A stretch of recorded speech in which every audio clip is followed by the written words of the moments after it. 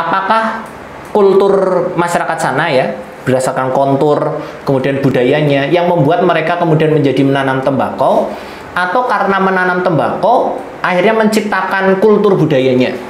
Saya jadi teringat dengan mantan gebetan saya. Mantan gebetan saya dulu perokok berat. Kok orang udut toh koyo banci. Setelah saya lihat banci kok merokok. Mau jomblo, mau pengangguran ya. Yang penting melinting gitu.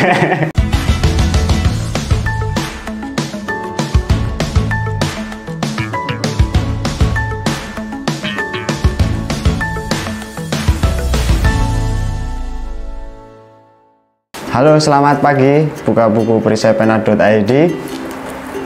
Ketemu kembali di konten kita pagi hari ini, membahas mengenai buku-buku yang dibaca oleh para pembaca di luar sana. Dan tentu saja konten ini hadir tanpa ada ini ya. Konten ini hadir, tidak mungkin konten ini hadir tanpa pembaca dan penonton semua yang ada di sana. Karena kita bikin video ini, kita bikin konten ini untuk semata-mata buat teman-teman yang ingin cari buku, kemudian ingin baca buku, bingung mau cari buku yang seperti apa. Nah, kita berikan nih review bukunya seperti apa, dan tentunya dengan para pembaca-pembaca yang sudah terbiasa dengan buku-buku ya. Dan kali ini kita akan ditemani oleh seorang guru seorang guru di pengabdi ya. Di konten sebelumnya sudah teman-teman mungkin tonton. Nanti kenalan lagi lah Mas ya. Boleh. Kenalan lagi ya. Di konten-konten sebelumnya ada konten wayang, The Darkness of Gathotkaca. The Darkness of Gathotkaca. Kemudian yang terakhir kemarin Mataram. Pajang. Oh ya, Pajang. Dan bedanya adalah apa namanya? Pemandunya. Kalau pemandunya sebelumnya ganti-ganti. Mas Budi, terus Kang Wasis pertama. Oh, Kang Wasis. Sekarang saya. Dan Mas Giri ini yang mengomentari ketika saya memandu Mas Wasis ya. Yang apa? Durna ya. Masih menyimpan perasaan itu. Tidak menguasai materi. Oke, bisa dikenalkan lagi. Baik, selamat pagi, siang, sore, atau malam, tergantung bagaimana kemudian penonton melihat video ini. Oke. Senang rasanya bisa hadir kembali. Dan nama saya ya, Giri ya. Kemudian aktivitas sekarang masih sibuk di dunia pendidikan sebagai aktivitas utama. Aktivitas utama ya? Ya, aktivitas utama. Aktivitas lain sebagai ayah yang baik. Ayah yang baik. Menjadi ayah yang baik ya? Menjadi ayah yang baik. Yuk kita ngobrol buku Mas. Baik, hari ini kita membahas buku berjudul Srindil. Kemudian ada tulisan Pusaka Saujana Lereng Sumbing karya Mbak Elva Laili. Buku ini saya temukan dari ketidaksengajaan. Jadi waktu itu ada bazar buku di Goro Asalam Mas. Itu kan biasa ya. Betul. Nah, sampai sekarang masih ada. Masih ada ya. Masih. Nah, ada bazar buku di Goro Asalam dan saya datang. Kemudian yo tahu sendiri lah ya, buku-buku bazar harganya seberapa kayak gitu. Ada buku tulisan Srindil. Saya tidak memperhatikan apa ya, subjudul atau apapun itu. Nah, awalnya saya kira Srindil ini akan membahas tokoh utama dalam novel Ronggeng Dukuh Paruk. Oh, Ahmad Tohari. Yes. Ronggeng Dukuh Paruk karya Ahmad Tohari itu tokoh utamanya namanya Srindil. Namanya Srindil. Jadi didorong oleh semangat kesamaan geografis ya. Ahmad Tohari itu kan dari Banyumas. Yes. Nah, saya kira buku ini akan membahas siapa sih Srindil sebenarnya, kayak gitu, lebih mendalam. Kemudian saya belilah buku ini. Ketika saya baca ternyata tidak sedikit pun membahas masalah Srindil ataupun Ronggeng Dukuh Paruk. Buku ini membahas mengenai tembakau dan seluk-beluknya di masyarakat Temanggung. Di masyarakat Kabupaten Temanggung. Jadi nanti kawan-kawan pemirsa yang berasal dari Temanggung boleh ikut komen-komen di bawah. Betul. Seperti itu. Tentang Srindil ya? Tentang Srindil. Dan apakah pembicaraan kita nanti benar adanya. Nah, bisa dikomentari di YouTube iya, ini ya. bisa ikut komen-komen. Oke, tadi sebelumnya itu kan dari bazar di Guru Assalam. Ada judul serintil. Dikira itu adalah tokoh Ronggeng Dukuh Paru Ahmad Tohari. Nah, sempat nyesel nggak Mas? Enggak juga sih Mas, enggak juga karena harganya sangat terjangkau. Mungkin ya harganya ratusan ribu. Nyesel ya, tapi harganya terjangkau. Ya. Tapi tidak melukiskan kualitasnya kayak gitu. Ya. Harga yang murah belum tentu kualitasnya baik seperti itu. Harga yang mahal belum tentu juga baik gitu ya. Iya, belum tentu juga baik. Jadi tergantung isinya sebenarnya bukan bentuknya ya. Bisa kita mulai Mas. Iya, buku ini mengisahkan terkait tembakau ya. Jadi serintil ini adalah kualitas tembakau. Kualitas tembakau di mana pada saat buku ini disusun sekitar tahun 2002 harga 1 kilo tembakau dengan kualitas serintil ya. Jadi serintil itu bukan jenis tapi kualitas. Kualitas. Ya, jadi harga 1 kilo tembakau berkualitas serintil itu setara dengan harga 1 gram emas murni. 1 gram emas murni. 1 gram emas murni. Jadi emas 24 karat. Wow. Ya. Wow. Jadi kan sangat mahal. Yes. Jadi kan waktu itu menjadi cukup penasaran ya seorang Elva Laili ini untuk mencari. Jadi serintil itu bagi seorang Elva Laili itu layaknya mitos ini. Jadi, oh ternyata ada tuh tembakau yang harganya sampai setara 1 gram emas murni pada tahun itu ya, pada tahun itu. Jadi ini mendorong ketertarikan seorang Elva Laili kemudian untuk mencari tahu seperti apa sih sebenarnya tembakau dengan kualitas serintil. Betul. Seperti itu. Maka hal tersebut mendorong Elva dan tim ya, tim dari Narasi Indonesia waktu itu untuk mengunjungi sebuah daerah di Kabupaten Temanggung, daerah Kabupaten Temanggung yang daerah itu bernama Desa Legok Sari. Desa Legok Sari. Nah, nanti bisa ikut komen mungkin ada di kecamatan mana. Nah, lebih tepatnya nanti ke Dusun Lamuk Legok. Iya, Lamuk Legok. Jadi Desa Legok Sari itu kan desa.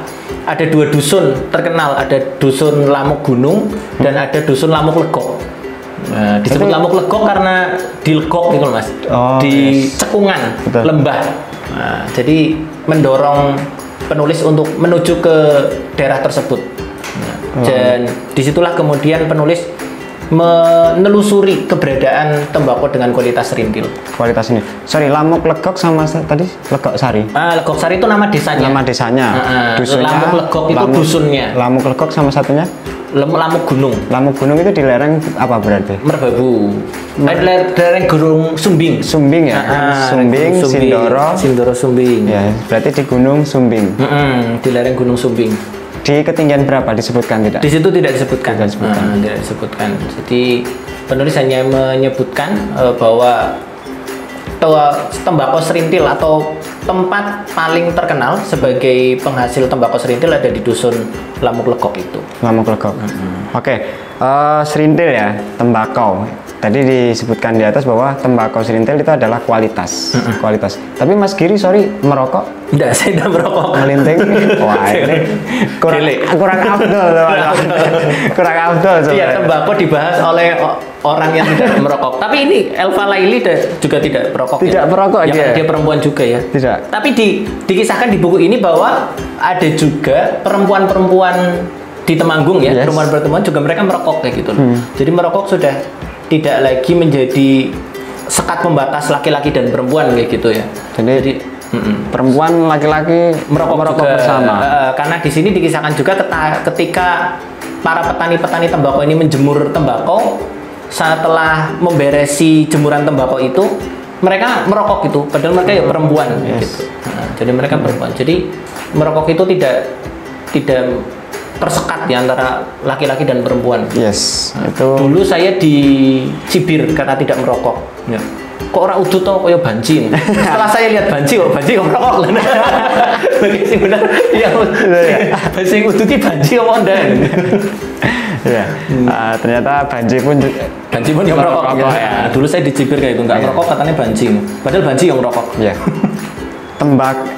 Sorry, di buku itu disebutkan juga nggak Mas bahwa kualitas tembakau di daerah Temanggung itu ada grade-grade-nya nggak? Iya, ada jelas. Jadi serintil ini kan seperti keberhasilan petani untuk kemudian mencapai tahapan tembakau serintil. Jadi tidak semua tembakau yang ditanam akan kemudian berkualitas serintil seperti itu. Ada kualitas di bawah-bawahnya juga. Dan serintil pun nantinya akan menjadi disebut sebagai tembakau lauk. Jadi akan dicampur dengan tembakau kualitas lain. Seperti itu. Karena kandungan nikotinnya yang sangat tinggi, tembakau serintil sebenarnya bukan tidak memungkinkan, tapi lebih sering dicampur dengan tembakau lain. Gitu. Karena harganya kan juga sangat mahal. Sangat mahal sekali. Saya pernah di pasar bawah Temanggung, itu pasar Temanggung ya, habis naik perahu kalau tidak salah, Gunung Perahu, terus penasaran pengen cari tembakau serintil. Ya sok-sokan ya, maksudnya sok-sokan. Dan ini serintil ini piye sih rasanya gitu kan? Karena saya perokok Mas Giri. Apa namanya? Kemudian saya cari di pasar Temanggung itu, dan ya saya rasa itu bukan serintil. Karena kan orang mengakunya semua serintil. Nah, itu dia yang kemudian jadi dibahas di buku ini juga, bahwasanya salah satu keahlian yang harus dimiliki oleh pecinta tembakau itu ternyata keahlian penciuman. Jadi menurut penuturan sesepuh di dusun Lamuk Legok itu ya, disebut sebagai Mbah Karmin di sini, tembakau serintil dengan kualitas bagus itu ketika dicium pertama memiliki aroma yang disebut sebagai aroma gondo jero. Gondo jero itu aromanya tidak hilang dalam sekali tarikan nafas. Wah. Oh, jadi disedot, itu masih ada aromanya. Kita bahas tembakau loh ya, juga bahas yang lain. Jadi cuma aroma saja, nggak bikin efek-efek yang lain. Jadi dihirup dalam satu kali tarikan nafas masih terasa aromanya. Kemudian memunculkan aroma salak dan nangka. Salak buah ya? Iya, salak buah dan nangka. Ya, buah nangka itu. Jadi ketika dihirup memunculkan aroma salak dan nangka. Itu dari penuturan para petani tembakau di sana gitu. Dan penulis pun ya, karena memang tidak ada background tembakau atau dari keluarga petani tembakau pun, ketika mencoba itu berulang kali tidak menemukan aroma yang dikatakan oleh Mbah Karmin. Padahal salah satu kemampuan dasar yang harus dimiliki untuk mencari tembakau serintil itu seperti itu. Jadi mempunyai penciuman yang bagus nih. Oke. Sorry, berarti di Lamuk Legok sama Lamuk Gunung tadi ini tembakau misalnya? Iya, tembakau. Dusun tembakau gitu kan. Jadi untuk menemukan bahwa ini serintil itu harus memiliki kemampuan tersebut. Itu. Dan ketika sudah menemukan oh ini serintil, kemudian diperjualbelikan itu yang berkualitas serintil, benar-benar. Iya, jadi buku ini kebanyakan kemudian mereportase di Lamuk Legok, ya, tidak ke Lamuk Gunung, karena memang ditunjukkan Lamuk Legok ini sebagai tempat terbaik penghasil tembakau. Karena waktu itu sedang rame-ramenya juga konflik gerakan anti rokok, anti tembakau lebih tepatnya, gerakan anti tembakau. Jadi waktu itu muncul isu-isu tanah di sana akan diganti tanamannya dengan tanaman sayur. Dulu saya kira kayak gini loh Mas, saya muncul pertanyaan, apakah kultur masyarakat sana ya, berdasarkan kontur kemudian budayanya yang membuat mereka kemudian menjadi menanam tembakau, atau karena menanam tembakau akhirnya menciptakan kultur budayanya. Jadi kira-kira yang mana yang benar itu? Itu pertanyaan ya? Iya, jadi saya berpikir-pikir yang benar mana? Apakah karena kultur budayanya dulu yang ada sehingga kemudian mereka memutuskan menanam tembakau, atau mereka menanam tembakau dulu baru memunculkan kultur budayanya? Si benar nih Mas? Waduh, saya bukan orang antropolog deh. Si benar mau petok. Nah, menurut Mas Giri apa? Ternyata ketika kemudian buku ini membahas ya sampai cukup panjang, ternyata yang benar adalah pernyataan yang kedua Mas. Pernyataan kedua. Dia menanam tembakau. Mereka menanam tembakau, akhirnya menciptakan budaya yang sangat kompleks. Inilah bagusnya buku ini. Jadi buku ini tidak serta-merta hanya sekadar membahas tembakau secara otonom ya. Jadi tanaman semata, tapi tembakau itu menciptakan sebuah kultur budaya yang sangat luar biasa di masyarakat Lamuk Legok. Budaya-budaya yang menurut saya sangat kompleks ya. Jadi ternyata yang benar akhirnya adalah pernyataan kedua. Karena mereka mengatakan bahwa tanah kami bisa kok ditanami sayur mayur itu bisa. Tapi itu kemudian membuat harga tanahnya menjadi turun. Harga tanahnya menjadi turun. Kalau ditanami tembakau lebih punya daya jual. Gitu. Beberapa kultur yang kemudian tercipta ya dari pola menanam tembakau, yang pertama adalah dari bentuk rumah. Oh yes. Nah, bentuk rumah ternyata unik. Masyarakat sana itu minimal sekali rumahnya itu terdiri dari 2 lantai. Tingkat ya. Nah, tingkat. Bahkan lantai paling atas itu modelnya dak. Dak untuk apa? Untuk menjemur tembakau, untuk menjemur tembakau. Jadi hampir semua rumahnya modelnya seperti itu. Jadi bagian atasnya pasti berbentuk dak atapnya itu untuk menjemur tembakau. Terdiri dari 2 lantai karena ada 1 lantai khusus yang digunakan untuk ruang pemeraman. Jadi setelah tembakau dipanen itu kan harus diperam dulu, dimasukkan ke dalam satu ruangan. Itu. Jadi kemudian juga karena di daerah sana tidak ada PAM ya, boleh ya nyebut PAM ya, PDAM lah. PDAM, airnya kan sudah. Nah, lah dikira bayangan kita biar Mas nek orang di gunung itu airnya mudah ya. Yeah. Ternyata enggak. Ternyata di situ pun dikisahkan bahwa untuk mencari sumber mata air ya, mereka harus mencari sumber mata air yang sangat jauh dari rumah, yang kemudian disalurkan dengan pipa-pipa itu loh. Kita sering ya lihat di daerah gunung itu ada pipa-pipa. Itu ternyata dari sumber mata air. Dari sumber mata air disalurkan ke rumah-rumah warga. Ya, yang kemudian pemeliharaannya ini menarik. Pemeliharaan sumber air itu diambil dari penjualan tembakau dengan model jimpitan, dengan istilah jimpitan 1000 selawe. 1025. Setiap 1000 rupiah penghasilan itu ada jimpitannya 25 perak. Ini kan zakat ya, 2,5%. Iya ya. Menarik ya. Iya, jadi dikasihkan ada jimpitan 1000 selawe. Itu dari hasil penjualan, bukan dari laba. Tapi penjualan. Jadi setelah panen tembakau bisa dijual. Setelah dijual, itu tinggal dihitung itu jimpitannya. Setiap 1000 rupiah ditarik 25 perak. Itu kan 2,5%-nya ya, zakat mal gitu. Zakat mal. Menurut perspektif mereka ya. Perspektif mereka dinamakan sebagai jimpitan 1000 selawe. Jimpitan 1000 selawe. Jimpitan 1000 selawe. Bagus itu. Bagus ya. Itu untuk perawatan. Jadi di situ dikisahkan bahwa daerah-daerah di situ jalannya bagus, Mas, fasilitas umum luar biasa karena berasal dari situ. Karena sekali petani tembakau bisa memanen, bisa menjual tanaman mereka bisa menjual ratusan kilogram ya. Beberapa kuintal bisa menjual itu. Dalam 1 tahun berapa sih? Dalam panennya? 2 kali paling. 2 kali ya? 2 kali panen karena prosesnya. Karena tembakau itu bisa dipanen usia 125 hari minimal. 125 hari minimal itu. Setelah itu kan kemudian ada masa tenggang kan pasti kan tanamannya dan sebagainya. Jadi kan sekitar 3 bulan berarti ya, 4 bulan. 4 bulanan.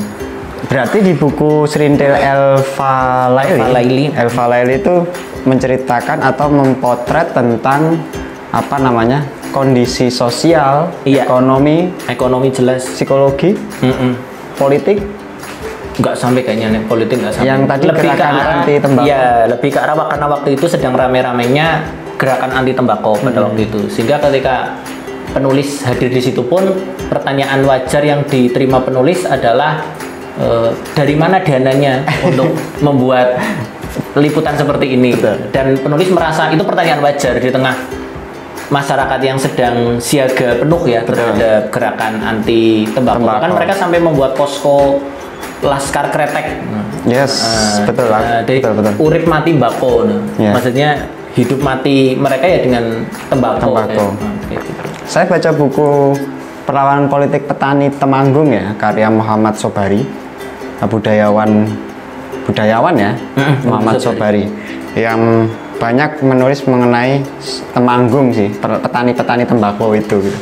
Salah satunya adalah dia memotret tentang secara politik tentunya ya, berkaitan dengan gerakan anti tembakau dan bagaimana petani tembakau itu bisa benar-benar survive ya dalam kondisi yang serba tidak menentu tentang kebijakan pemerintah yang menggencet ya, menggencet. Nah, balik lagi di awal tadi Mas soal kualitas. Nah, si Elva itu menjelaskan tidak kira-kira tentang bagaimana serintil diproduksi, bagaimana serintil menjadi tembakau yang khas di Jawa. Kalau investigasi itu kan apa namanya menguak mitos-mitos itu kan hal yang biasa. Menguak mitos-mitos atau membuktikan dengan sains, membuktikan dengan kacamatanya si Elva itu dijelaskan nggak di buku itu? Iya, dijelaskan. Jadi serintil ini dimulai dari proses tanam ya, dari proses tanam, bagaimana kemudian pemilihan bibit dan sebagainya, sampai kemudian yang sangat menentukan adalah pemilihan jenis tembakau. Ya, jadi di situ ada bibitnya, itu ada bibit Kemloko 1, ada bibit Kemloko 2, Kemloko 3, dan ada bibit disebut sebagai tembakau genjah.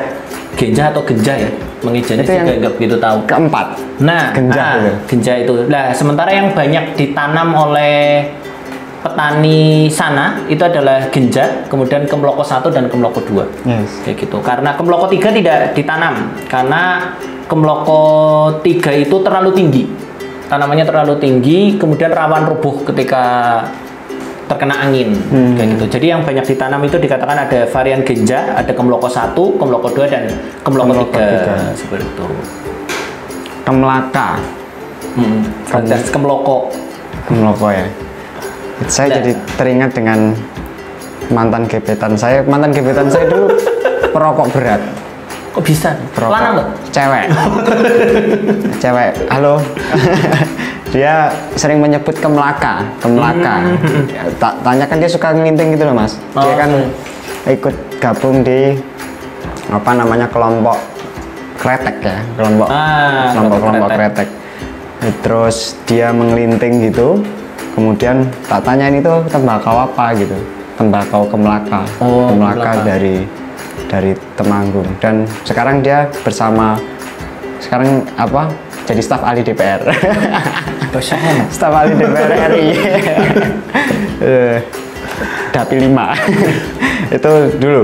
Nah, itu ternyata juga di situ disebutkan, dikisahkan. Jadi kalau di sini dijelaskan dengan sangat detail.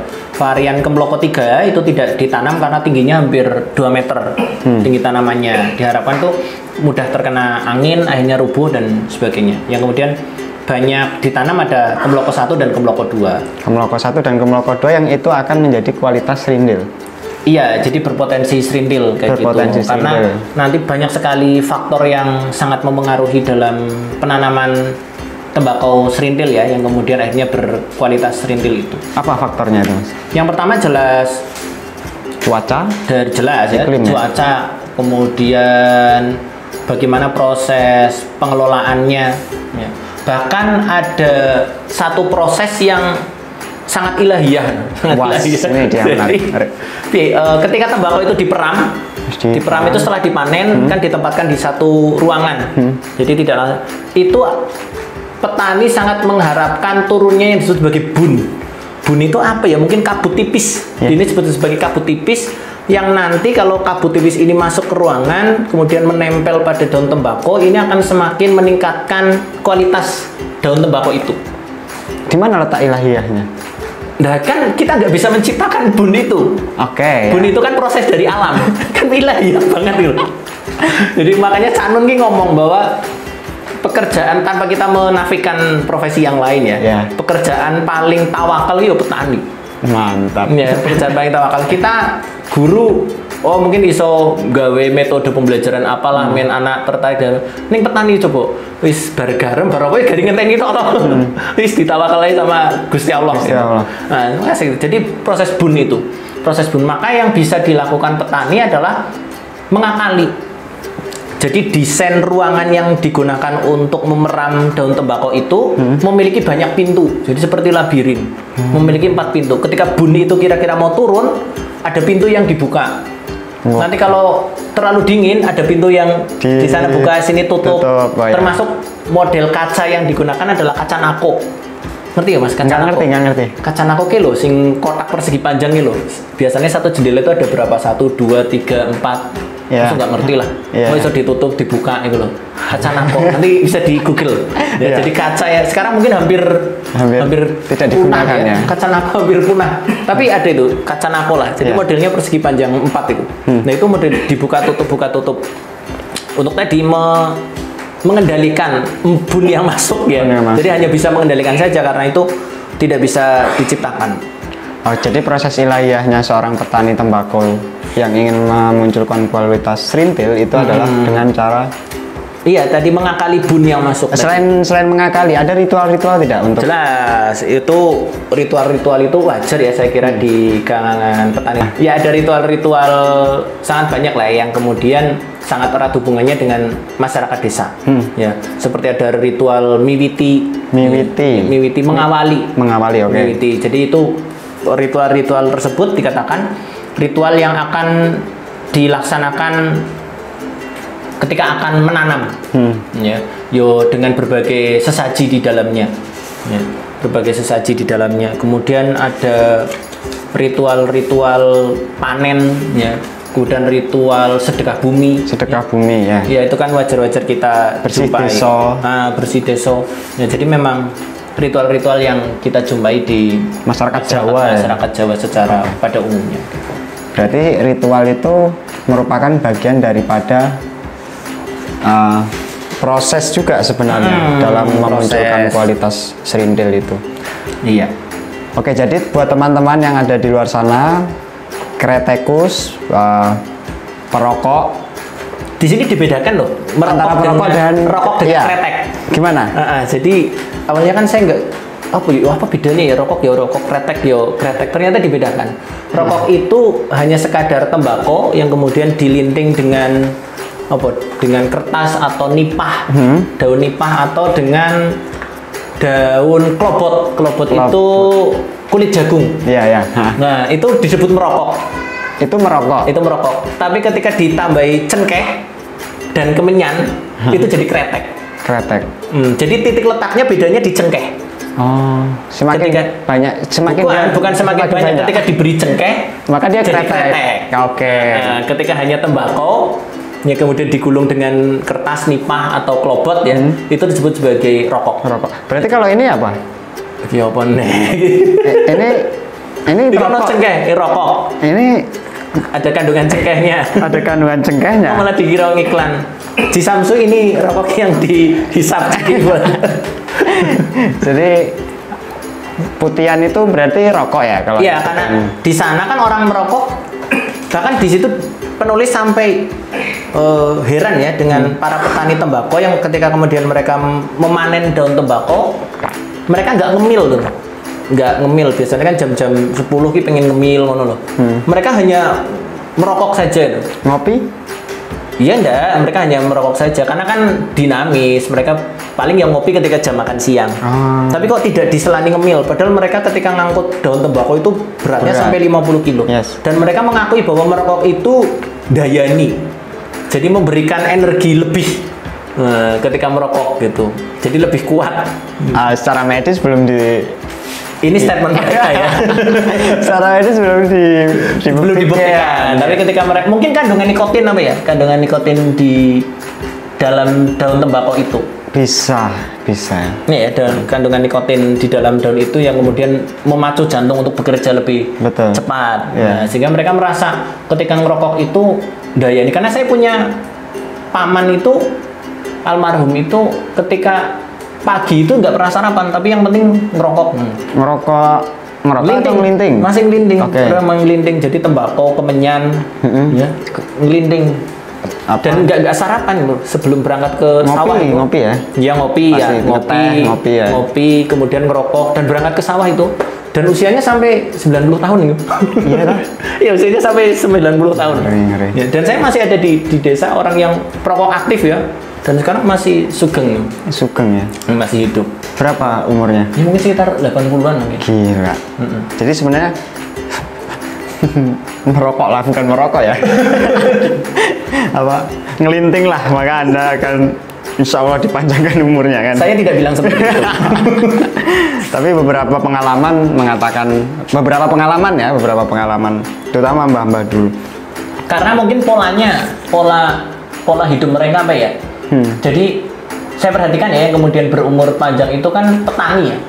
Paman saya petani, kemudian tetangga saya yang sekarang masih sehat itu juga petani. Jadi mereka merokok, tapi punya aktivitas fisik loh mas. Betul. Punya aktivitas fisik, mereka ke sawah, bawa cangkul, mencangkul, kemudian mengairi sawah dan sebagainya. Jadi mereka, sementara kita kan sekarang dengan kemajuan yang ada sangat jarang aktivitas fisik. Neng didi motoran. Neng kantor yang lungguh laku sak diluk jare kesel. Betul. Udah tudut. Mungkin bukan masalah rokok enggaknya ya, tapi aktivitas fisik kita yang kemudian sangat minim kan. Semakin ini ya, semakin rendah sedikit ya. Ya, semakin saiki nek mau dihitung sehari kita berapa langkah toh. Parkir motor pun diusahakan sedekat mungkin dengan kantor. Betul. Dengan pintu kantor. Iya. Paling nek yang guru ya mlaku main kelas sing arep diajar. Ngajar karo ngadeg yo lungguh sak dilut. Nek petani dulu kan bener-bener paman saya itu sampai usia 80 itu ke sawah bawa cangkul. Yeah. Dan letak sawahnya jauh dari rumah. Jadi saya sebelum kesini tadi nonton House of Commons-nya Inggris itu, mereka bersidang itu tidak duduk, tapi dia berdiri. Dan ada ibu-ibu yang saya lihat tadi, ada ibu-ibu yang gendong bayi, terus ikut berparlemen ya, atau ikut apa? Rapat ya di House of Commons-nya Inggris itu. Nah kalau di Indonesia kan enggak. Nah ini kan soal aktivitas ya, aktivitas. Apalagi pandemi kemarin kan membuat orang itu sangat sedikit bergerak ya. Di situ juga diceritakan berbagai kebiasaan-kebiasaan ya masyarakat desa. Contohnya ketika Elva dan tim itu masuk ke atau bertamu ke salah satu rumah warga, salah satu kebiasaan mereka itu ketika menjamu tamu itu disediakan makan besar. Disediakan makan besar ya, jadi makan besar. Padahal sudah menolak enggan gitu, karena memang masih kenyang. Tapi si Pak Topo itu adalah salah satu narasumber, itu kepala dusun Lamuk Legok, mengomentari. Di sini kalau sudah ditawari makan itu wajib hukumnya dimakan, karena dianggap ketika menolak atau tidak mau makan itu dianggap tidak menghormati tuan rumah. Itu kan sangat luar biasa. Ya, saya ngalami sih ya di masyarakat desa itu ketika ada tamu kita menyediakan hidangan terbaik untuk tamu. Betul. Jadi bahkan terkadang saya sampai harus lari lewat pintu belakang untuk ke warung dulu untuk beli hidangan terbaik kayak gitu. Bahkan tidak jarang saya utang dulu. Ya karena memang mama dan bapak belum punya uang ya, jadi ngomong bae neng warungnya kayak jupuk dhisik. Jadi ngambil dulu. Karena untuk dalam rangka menghormati tamu. Itu. Kemudian juga di situ ada prosesi yang disebut sebagai prosesi ngajang. Ngajang itu adalah prosesi merajang daun tembakau. Proses itu dulu ketika sebelum ada mesin potong, itu menjadi proses yang sangat sangat menumbuhkan rasa kekeluargaan. Karena ketika proses motong itu para tetangga ikut bantu. Itu tidak diupah. Tidak diupah masyarakat desa. Nanti kalau dia panen timbal balik gantian. Itu jadi dulu ketika sebelum mesin potong masuk, bisa itu warga sebelah dan sebagainya sampai mereka bahkan bawa mesin alat potongnya itu alat contoh. Saya bantu tetangga saya bawa alat potong sendiri itu untuk bantu. Di sana nggak diupah. Benar-benar nggak diupah. Bahkan tahu, dan itu sumber informannya itu adalah penjual sayur. Jadi penjual sayur itu mangkal di Lamuk Legok itu dari jam 9 sampai jam 2. Jadi kan tahu akhirnya, si ibu A pesan sayurnya banyak. Akhirnya ditanya, loh arep ngajang toh bu? Arep ngajang. Wah akhirnya woro-woro. Akhirnya ketika ada pembeli lain, sesuk sopo sing arep ngajang? Oh ibu kae. Wah akhirnya dikirim alatnya ke sana, Jadi sumber informasinya adalah penjual sayur. Kenapa penjual sayur menjadi informasi? Karena pertama kebanyakan masyarakat ada di ladang ya. Kebanyakan hidupnya di ladang, habis waktunya di ladang. Jadi ketika masjid itu mengumumkan kegiatan desa atau kegiatan dusun, itu justru yang tahu itu penjual sayur. Warga tidak tahu karena tidak dengar. Jadi sumber informasinya itu penjual sayur. Lainnya, sana sing yang ngajang itu sana dan sana. Tapi ketika mesin pemotong itu sudah masuk ya, mesin pemotong itu sudah masuk, proses ini mulai pudar. Ya, rajang ya, proses rajang. Iya, proses rajang itu. Jadi proses itu sudah mulai pudar karena yang lebih cepat ya, dengan mesin lebih cepat. Tapi diakui oleh para sumber informasi bahwa tembakau yang dipotong secara manual dengan tembakau yang dipotong dengan mesin itu lebih enak tembakau yang dipotong secara manual. Yes. Kita ngalami nggak, Mas? Ya. Nasi yang ditanak dengan kayu bakar Dengan magicom. itu lebih enak kayu bakar. Iya. Nah, toh? Sepakat.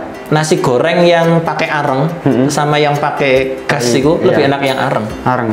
Iya ya. Bahkan air minum, air minum. Dulu kan nggak ada ya galon-galon gitu. Nggak ada, ya. Dulu kan modelnya Ya dimasak dimasak ya, pakai kayu bakar sampai iya mendidih. enak gitu loh, maksudnya. Lebih enak, iya. Jadi seger ya. lebih segar. Di situ pun diakui banget bahwa yang dipotong secara manual dengan yang dipotong dengan mesin itu lebih enak yang dipotong secara manual. Kayak gitu. Dan juga di sana penulis sempat kaget proses tutur sapa. Jadi karena rumahnya yang besar, para petani tembakau sedang menjemur tembakau ya, daun tembakau, itu proses tutur sapanya dengan cara berteriak. Dengan cara berteriak. Jadi, piye tembakone kudanan ran? Ora. Kaya wong nesunan. Ning ngene nyapa kaya ngono diantemi wong. Jadi memang itu budayanya ya. Iya, budaya di gunung lah ya. Budaya di gunung. Jadi dan itu penulis sempat kaget loh. Kaya wong nesunan. Tapi ternyata itu wajar. Proses menyapa secara wajar. Jadi kadang ada budaya-budaya yang harus kita pahami ya ketika satu daerah. Saya pernah mengunjungi satu daerah itu, kata badok itu biasa digunakan, Mas. Badok itu makan ya? Badok itu makan, tapi kasar banget loh. Ya tergantung di mana. Kalau di Solo dan Jogja ya. Bahkan di tempat saya Banyumas, badok itu ngapunten, yang badok itu cuma segawon. Cuma anjing. Jadi yang loh, ayam gue mangan kok, Mas. Ayamnya diimpani. Ayam ki mangan. Ayam ki mangan. Ayamnya diimpani. Jadi yang badok itu ngapunten cuma segawon. Jadi saya pernah mengunjungi satu daerah, mau pulang sama tuan rumah itu, loh Mas kok burung badok buru-buru mulai badok di situ. Rasanya kan pengen tak antemi. Maksudnya piye ki? Ditawari kon badok. Nah, di situ di Lamuk Legok, di Legok Sari, kata-katanya masih dialek Temanggung lah, Temanggung Jogja kan. Oke. Temanggung Jogja. Mas Giri, tadi aku pengen tanya, apa dengan adanya proses yang fabrikasi kayak semacam tadi ada alat memotong, kemudian banyak, saya rasa nggak hanya alat pemotong saja, yang mungkin banyak alat-alat yang, nah itu mempengaruhi kualitas serintil nggak dalam konteks? Jelas mempengaruhi. Kan yang kemudian proses mesin masuk apa toh, mesinisasi. Ada nggak tahu istilah mesinisasi? Itu ya hanya proses di alat potongnya saja. Oke. Sisanya kemampuan manusia semuanya, proses manusia semuanya. Jadi mulai proses tadi ada proses bun, ada proses menjemur, ya, ada proses memanen, ya, yang dari daun terbawah terlebih dahulu. Bahkan mereka sangat memperhatikan letak geografis. Tanah atau ladang yang dihalangi oleh bukit, terhalang oleh bukit, itu mereka menanam tembakau sebulan lebih awal dari ladang yang tidak terhalangi bukit. Karena ladang yang terhalangi bukit ini kan sinar mataharinya tidak maksimal. Sinar mataharinya tidak maksimal, sehingga mereka harus menanam sebulan lebih awal. Tapi nanti panennya sama dengan yang tidak terhalang bukit. Karena tanaman tembakau ini sangat tergantung dengan sinar matahari. Karena kandungan nikotinnya itu ditentukan oleh sinar matahari. Makanya tanaman tembakau itu yang paling bagus itu kan daun paling atas. Yang pucuknya. Iya, karena di situ kandungan nikotinnya yang paling tinggi. Dan serintil di pucuknya. Ya, kebanyakan serintil itu kalau di situ dikatakan dari grade E sampai grade I. Jadi kan paling bawah itu grade A, grade B, C, D, itulah grade E sampai grade I. Itu kualitas serintil paling bagus itu di situ. Di atas. Iya, karena di situ adalah kandungan nikotinnya paling bagus. Seperti itu. Oke, teman-teman, cukup menarik kita bicara mengenai tembakau, serintil, pusaka Saujana Lereng Sumbing.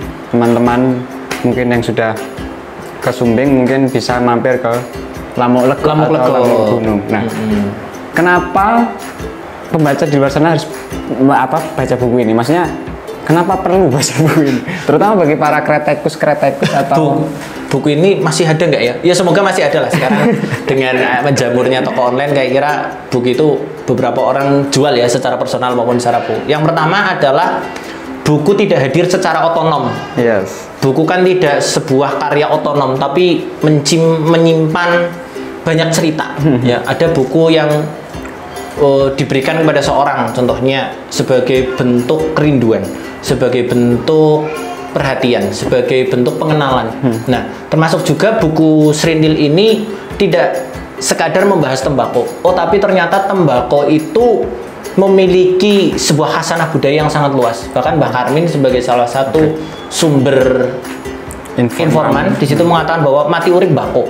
Kayak gitu. Jadi hidup mati bersama tembakau. Ya, jadi menanam tembakau ya. Mereka akan tetap dikatakan bahwa layar ceprot weruh mbako, ya, gede diopeni mbako, ya, arep turu niliki mbako, turu ngimpen mbako, bahkan tidur saja mereka bermimpi tembakau, dan mati ning tengah-tengah mbako.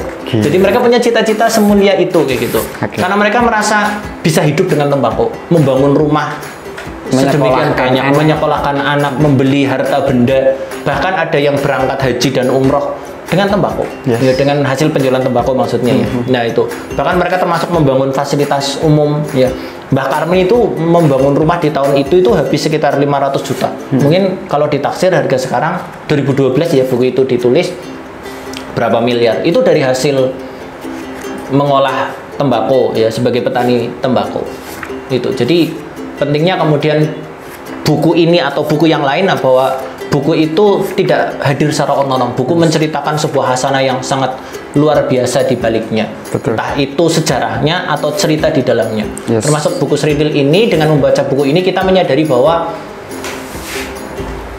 bertani atau petani itu bukanlah ternyata sebuah aktivitas yang sederhana, ya, aktivitas yang sangat kompleks di dalamnya.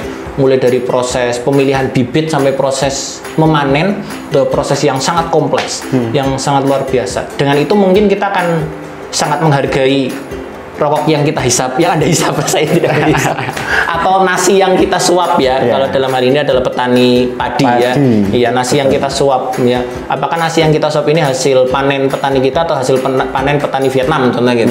Nah, ya, jadi kita akan semakin menghargai. Oh, ternyata dari nasi yang kita suap itu merupakan rangkaian yang sangat kompleks. Dari rokok yang Anda hisap ya, dan teman-teman Anda hisap itu ada rangkaian yang sangat kompleks. Yang sangat luar biasa. Saya tidak tahu bagaimana kabarnya rancangan undang-undang ini kebijakan publik sedikit ya Mas ya. Rancangan undang-undang kebudayaan itu loh yang berkaitan dengan salah satunya tembakau sebagai identitas bangsa Indonesia gitu. Kabarnya sampai sejauh ini gimana gitu kan? Apakah ini menjadi konsen pemerintah bahwa tembakau di pertanyaan yang kedua tadi, jawaban yang kedua tadi bahwa tembakau yang membuat kultur budayanya sendiri dan lain sebagainya itu. Saya tidak tahu bagaimana kabarnya rancangan undang-undang itu di parlemen ya atau di DPR, tapi mungkin dengan buku ini kita bisa melihat lebih kompleks tadi ya, lebih kompleks tadi bahwa tembakau sebagai identitas budaya, jati diri bangsa Indonesia, kemudian hasanah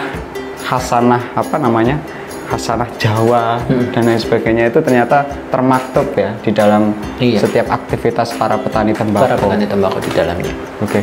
Oke, Mas Giri, pesan-pesan terakhir buat teman-teman pembaca. Membaca buku adalah aktivitas menemukan sejarah dan masa depan. Sepakat. Ya. Jadi kita kemudian semakin merasa kecil ketika kita semakin banyak membaca buku. Ya, biasanya orang-orang yang sombong itu karena kurang ilmu. Ya, semakin kita banyak membaca buku, semakin kita akan merasa kecil. Oh, ternyata aku bodoh banget. Ternyata ada orang sepintar dia. Oh, ternyata buku ini menceritakan banyak hal ya, dan mengisahkan berbagai cerita-cerita di baliknya. Jadi setiap buku pasti punya cerita kayak gitu. Jadi untuk selamanya lah buku akan menjadi teman paling jujur. Akan menceritakan apa adanya dan terkadang juga siap menerima kita apa adanya. Seperti itu. Mau jomblo, mau pengangguran ya. Yang penting melinting gitu. Ada. Oke, terima kasih teman-teman, terima kasih Mas Giri sudah Sama-sama. hadir di studio perisai-pena.id. Terima kasih sudah memberikan hasil bacaannya, hasil refleksinya, hasil apanya ya, hasil pengalamannya membaca buku Serintil. Semoga bermanfaat bagi teman-teman perisai pena di luar sana, terutama di sekitar Temanggung dan daerah sekitarnya. Gunung Sumbing. Mungkin nanti bisa observasi langsung atau Bisa komen-komen di bawah kalau Bisa komen, ada ya. kesalahan di dalam pembahasan tadi. betul, bisa komen di bawah link kita. Terima kasih sudah menonton. Saya tutup ya, Mas Giri ya. Wassalamualaikum warahmatullahi wabarakatuh. Salam literasi.